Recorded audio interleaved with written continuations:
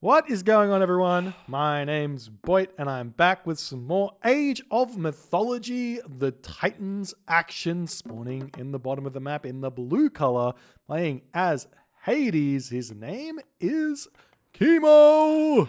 Kimo the Great, Kimo the King, Kimo the Kimo. His opponent today, also beginning with K, but not playing Hades. He's playing Oranos. His name is Kong Gur. He is from Gur, and he is telling you he is Kong. Kong, the Great Kong. King Kong, but not Kong the King. Very different. See? Okay, we have a map Oasis here, ladies and gentlemen.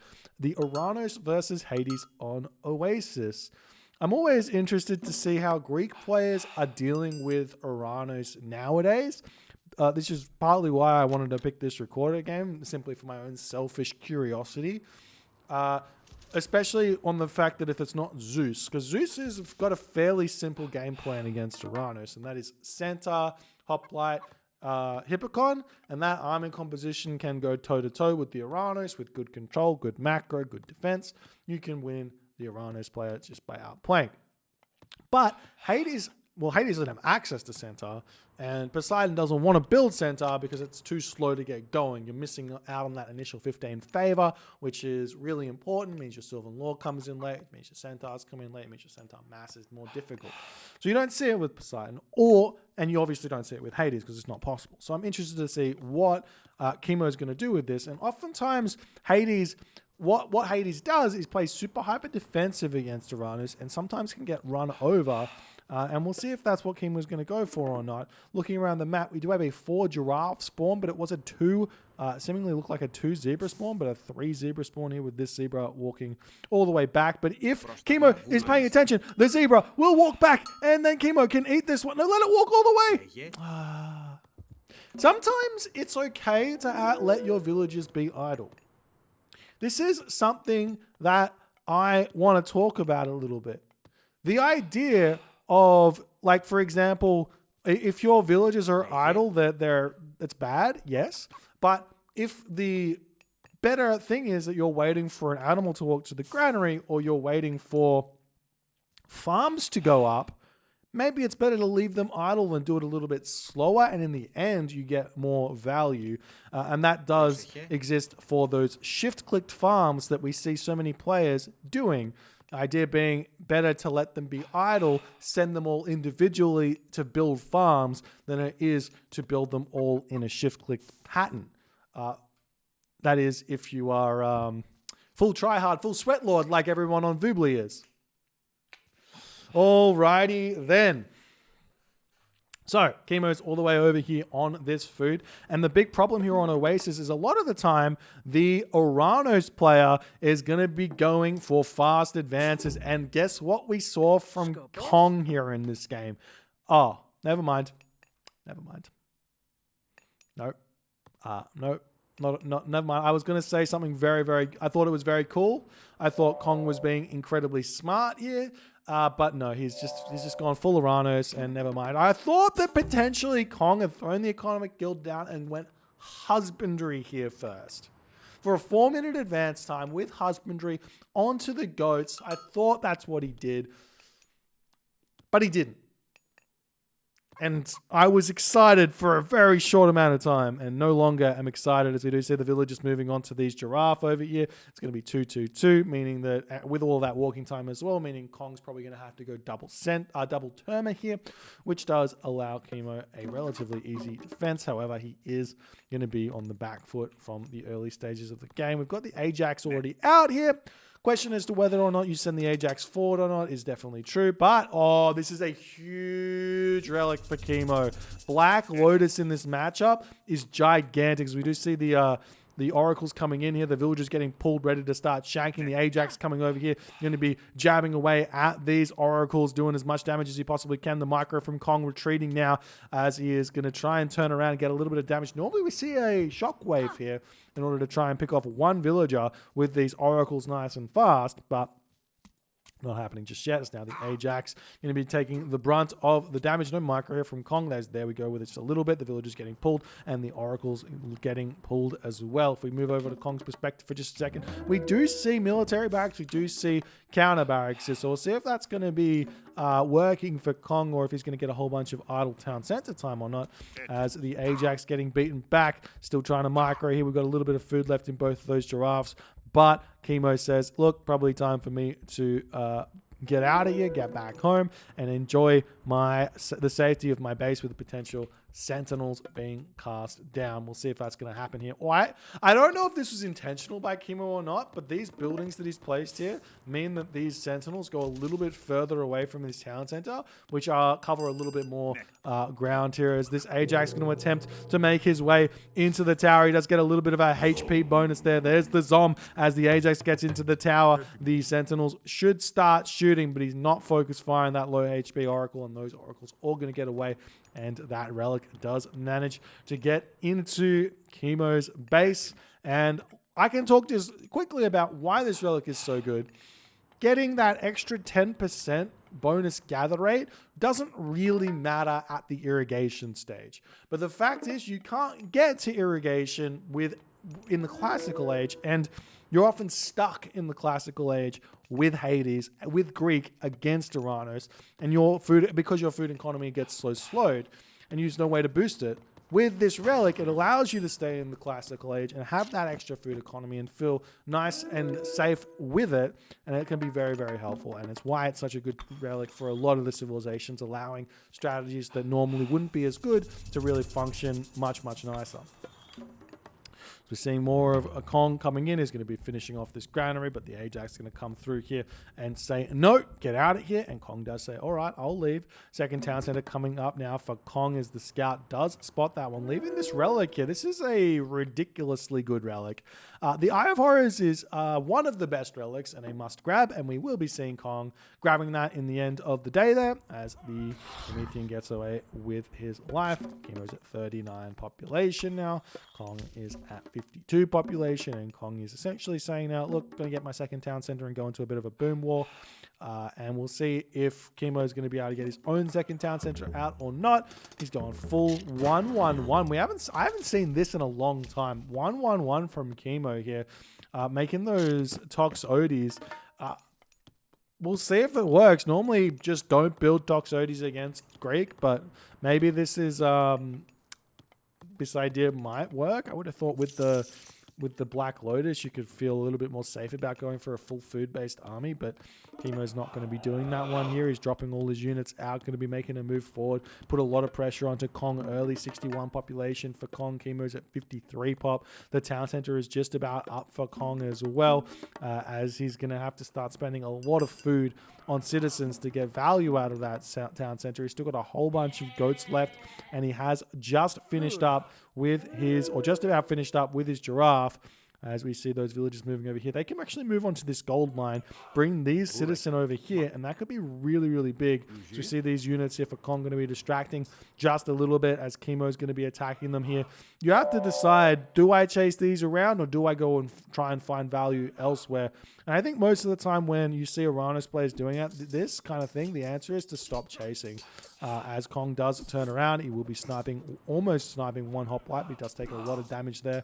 He does finish off that hoplite, almost loses a hero Terma. While he picked off one unit there, he took a whole bunch of damage. So I'd say in the end of the day there, win for Kimo, even though the kill death sort of favored Kong as the town center coming up for Kimo.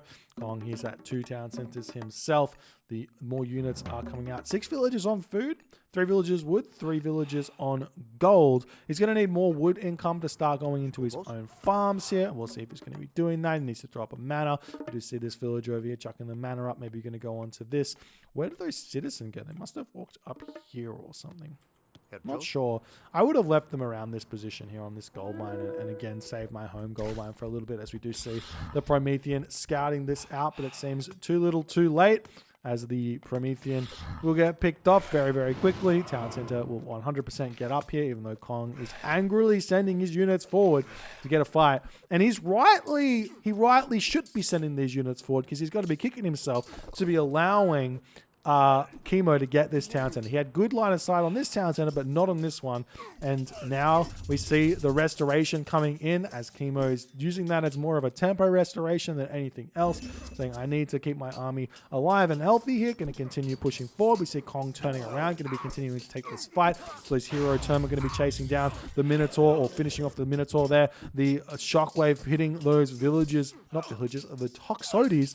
So getting pushed away from that location, and we will be seeing Kong have to retreat there. Now, generally speaking, when your opponent casts Restoration, you're probably not gonna have the advantage in the fight, even if it's just after the Restoration finishes, because your opponent would generally cast it with a whole bunch of their units at low HP. And apparently my face is covering what the relic does. You just can't win, can you? You just can't win with the face placement. Which relic did you want to know? Eye of Horus does +2 population on every single one of your town centers, and the farming relic, a Black Lotus, gives +10% farm gather rate. Sorry, my face shall not move. I will just do better. I like my face being white where it is. This is the place. All right, 83 pop for Kimo. Kong is at 92 pop. He's got a little bit too many villagers on gold. We see this happening quite a lot with Oranos players. The idea is normally that this gold, would be going into Prometheans, but generally you don't really want to be making Prometheans against Greek because their heroes are a little bit too strong. They deal with those Prometheans a little bit too easily, and you just can't get the value where that's concerned. As we see Kong going to be going for those raids. But what you should basically do is once your gold starts creeping up, just take these villagers off, chuck them onto straggler trees, go onto farms, go back to gold a little bit later if your gold is starting to drop down. The Atlantean economy is the easiest to micromanage in that way. When you see high resources of one type, you can easily swap them onto different types and kind of deal with it that way, as we do see a couple of villager kills there from Kong. Nice play there. But Kimo is getting very, very antsy. He's moving forward with his army, going to be looking for something to attack as he does spot this gold mining operation here. These military barracks, counter barracks hanging out here. And Kimo's going to be happily sitting on this location for just a little bit, going after these straggler units here, sniping one Murmillo as Kong going to attempt to retreat away. Another Murmillo going to be falling here as Kimo wins that fight, but those citizens get away with their life. 2 dead units, and that's about it. So kind of a trade in a way of 2 villagers for 2 Murmillo. That does come out at victory for Kong in the end of the day there. Kimo's army going to be retreating back home as he is attempting to find his way to the next age. Same too with Greek. When you see your gold starting to come up very far, you can micromanage. It's not as easy. You do have to build a storehouse, but there's already a storehouse here. Kimo could easily be grabbing these villages off you, go over to wood, help those that farm situation coming up nice and fast. I actually really like Kimo's farms here. He's doing a good job, but I do think as soon as you start placing your farms like this, where they're not quite on your town center, it's time to just build another granary. And I'm going to keep saying this until I start seeing people doing it, because I think that the difference in food gather rate is worth the 50 wood investment and is definitely worth the time it takes attention-wise to get that sorted, because food is the slowest resource to gather, so you want to be making it, gathering it as fast as you possibly can to make up for that hindrance.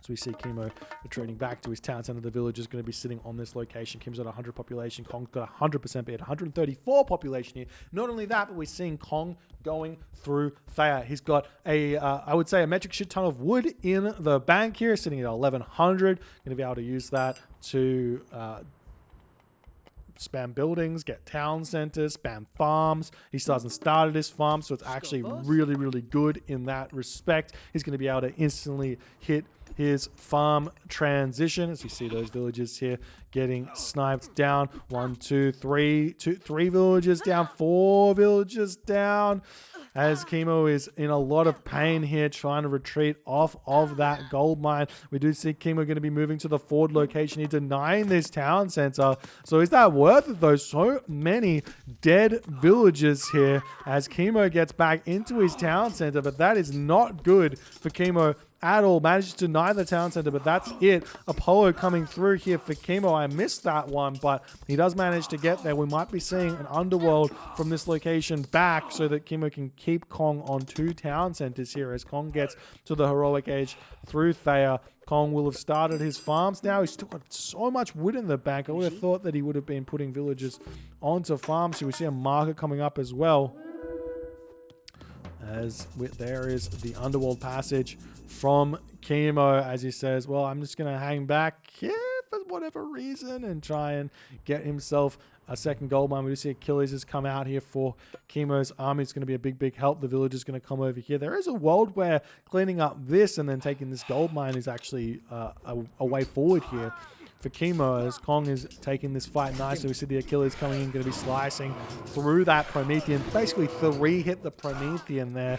And yes, it's half of the job, but still 3 hitting the Promethean is huge as that Manticore in the back is going to be able to clean up those Terma. These Terma are effectively useless here as Kong is saying, yeah, you're probably right. Let me just lose them here. He probably could have lost them a little bit more gracefully than he did. So he just kind of decided to leave them there to die. And that's going to allow Kimo very much back into this game, I would say, as the army of Kong is now going after this underworld. But Kimo is not going to allow that. He's going to be sending all his units back through the underworld passage. He's going to be continuing to fight this one here. There's a Chiron here as well to help take down the Dryads, take down the Stymphalian birds. Huge shockwave there from Kong as he's going to be continuing this fight. Population-wise here, Kimo is at 130, Kong is at 134, so still very close, which does favor the Greek player quite a bit as we see the Stymphalian bird here getting chased down by the Chiron. The Chiron does end up falling there in this game, though, as those Dryads are going to come in and definitely turn the tides of this fight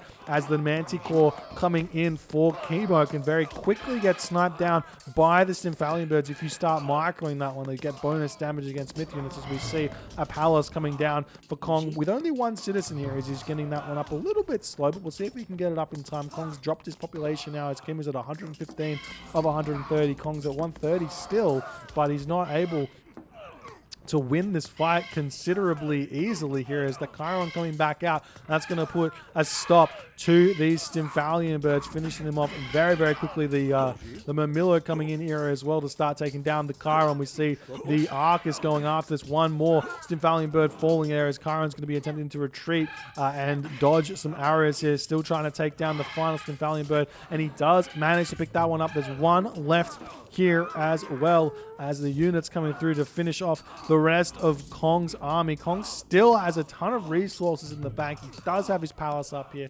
However, not much remaining, and Kimo could actually send villagers through right now to help take down these buildings if Kimo wants to continue the pressure here. He's got very few resources in the bank though, but once he gets to full population, he could simply just grab these 13 villagers, send them through the underworld passage, use them to take down the military buildings here. We are going to be seeing Kimo checking this town center again, making sure Kong's not going to be sneaking this one up, but it is true, he is not. And the 2 town center game here significantly favors the Hades player here, I would assume, as Kimo wandering forward. I'm going to try and finish off Kong here, but Kong's he's still got an army here. He's still working it out. He's got units over here on this gold. He's chucked up his palace on this position. Walls also coming down here as Kimo's still pushing forward. He's got himself heavy Toxotes as well. Kong with just a lot of resources in the bank. How are his economic upgrades looking?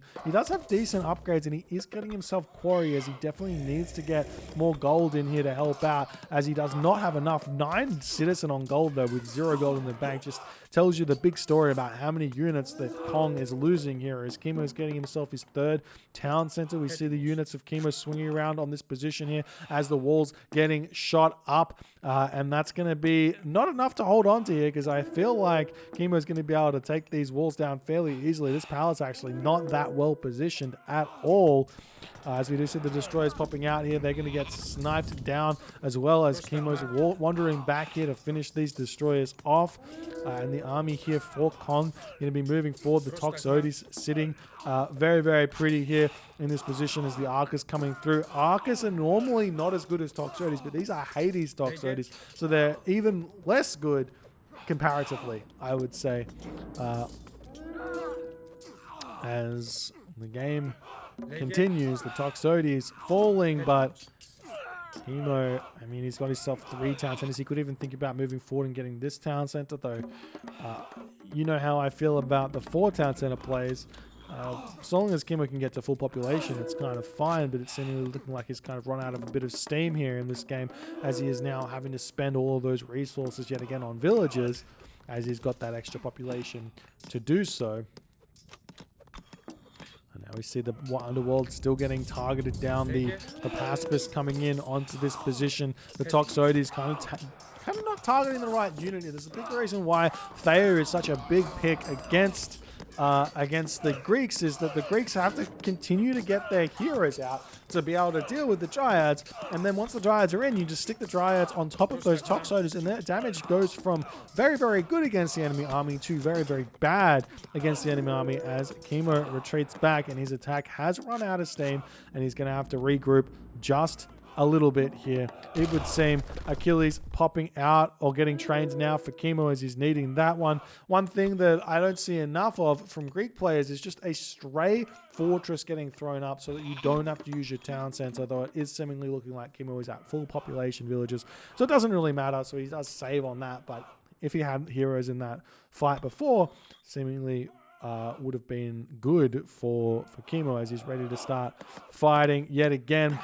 This army composition from Kimo, I would like to see some more of those cavalry units in this fight, but the Hades Shades coming in to help tank. We just see the Chiron getting targeted down. This is nice play from Kong to finish that Chiron off, but the Chiron does get pulled away. Where's the Achilles? Achilles is going to be moving in now for Kimo, as Kong here is getting pushed back. We see 3 citizen onto this town center, as Kong's sitting 114 of 134 population. He just cannot compete with the Hades army at this stage of the game. He needs more destroyers. He needs more defensive units. Maybe actually doesn't need any of that. Maybe just Contarius here would be huge, because he will be able to push through. The tech switch is not that difficult, but he does have to make an effort to do so. The idea is that you basically just put a whole bunch of villagers onto food, take everyone off of wood, build those farms, and then you spam out Contarius as a surprise after one of those fights once you see all of those Pacifists and Toxotes. And then once you deal with that, you can chuck those villagers back onto wood and play a little bit more normal as the hoplites start coming through. But those Contarius are 100% the army which Kong should be thinking about going now. Without just going these Arcus is just, you're essentially saying my worst archers I'm gonna have to do against Kimo's better Hades archers. So we see a middle fortress coming up. Hecate is coming through for Kong. Kimo is firmly stuck. Well, he's actually not stuck. If he gets a market up, which he does have, he can actually buy some food, get himself to the next age. So you actually do see this granary being utilized here. I love that from Kimo. He's he does have some pretty farms, not gonna lie. I'm a fan of the Kimo farms, even if they're not 100% perfect. And you can't be perfect, so that's fine. Well, you can, but you can't. It's fine. Hesperus tree. A second Hesperus tree going down somewhere. Wow, okay, over here. Fair enough. Trying to Godplower block that, I would guess.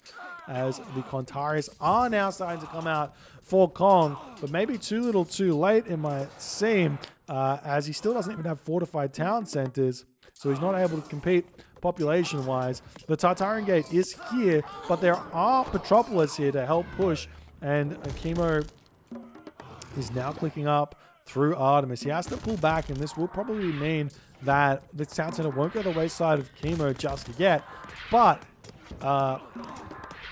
does it matter? The fact that he prevents his opponent from getting it is kind of everything in terms of what Kimo needs. As the army trying to take down the Lampede, 130 HP, goes down very quickly against all of those units. We're now starting to see Fanatics coming through. Now, normally I would be a fan of Fanatics, but they get taken out very quickly as we're starting to see some of those pesky Peltasts showing up. And you know how I feel about Peltasts. Just don't build them. Just don't build them. There's the Tartarian Gate coming through here. We do already see the Achilles ready to start targeting down. And let's see if Kimo does this correctly. You have to wait for all the Tartarian spawns to start targeting your heroes. And once they do that, you bring the villagers in and you kill the Tartarian gate. And that is kind of exactly what's happened here in this game. The Chiron does need to finish off that Stymphalian bird so that he can do that and defend this nicely. We're not seeing it just yet.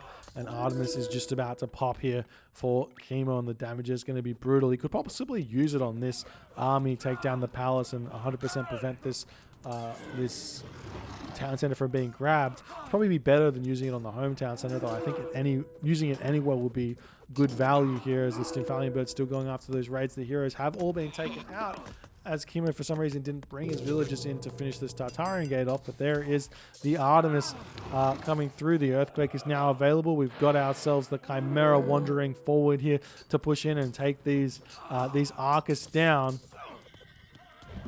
So the heroes coming back out for Kimo. Maybe this time he'll send his villagers in to kill this stuff. Doesn't matter how many times you kill these Tartarian spawns, they're going to keep coming back. There the villagers go for Kimo, as he's going to finish this Tartarian gate off. You don't necessarily want to kill them. You just want to wait for them to attack your heroes and then target the Tartarian gate down and then kill them is the idea. So Chimera is getting targeted down by Hero Pontarius. That's coming in. Big shockwave coming in onto this position to push those villagers away, but that also hits the Tartarian spawns, funnily enough, but they do use that jumping ability back to finish off more of those villagers. Kimo sitting at 144 of 160 population. The Stymphalian bird here has pushed Kimo off gold, but he is on this gold mine up on this location here. Is the Chimera still wandering around, waiting to move in and utilize that special ability of the Heliopolite coming in. That splash damage is absolutely huge from Kimo, as the Peltast is still not microing, but they're attacking a Fire Siphon, and I guess Fire Siphon, Peltast, or Toxote, it's still not very useful, as the Heliopolite does end up falling there to those villagers. But Kimo's army is so absurdly strong here, making those hoplites, making those Hypaspist. Now Kong has to figure out a way to deal with the hoplite Hypaspist composition that Kimo's made. It's not going to be easy at all, as those units will die very, very quickly. The micro is difficult, though. But now we see, oh, we got the Perseus making an appearance here. Possibly the worst of the Mythic Age Greek heroes, though he can move in and pick off Stymphalian birds nice and quick, which is nice. We're going to be seeing Kimo going to potentially attempt to raid a gold mine over here, as Kong's going to be moving away from that. There is a gold mine here that Kong might want to try and grab. A gold mine here, potentially a gold mine here as well. Lots of gold mines all around the map, but it might be difficult. And we are seeing Kimo just going to be holding on to this Earthquake for a long time here. I wonder if the idea is that he just wants to make sure his opponent doesn't get a Titan. If he clicks the Titan Age, you can just have a unit off to the side, potentially a Chiron off to the side, and very easily move in Earthquake it. Even with two Hesperus trees next to each other, you can still get that Earthquake off. We'll see how that's going to go. The citizen over here getting actually targeted down, luckily by the fortress, which means the Heliopolis is going to be able to continue. Heliopolis is going to be able to continue to stay alive here, and the Earthquake does end up coming down on this position, taking down Kong's town center, and then Kong will drop down to 117 population or whatever it is, 80 population here actually, and be forced out of this game, as he's no longer able to continue fighting here, as he falls kind of behind in economy, but just in terms of army quality, just not able to stay in front in this game.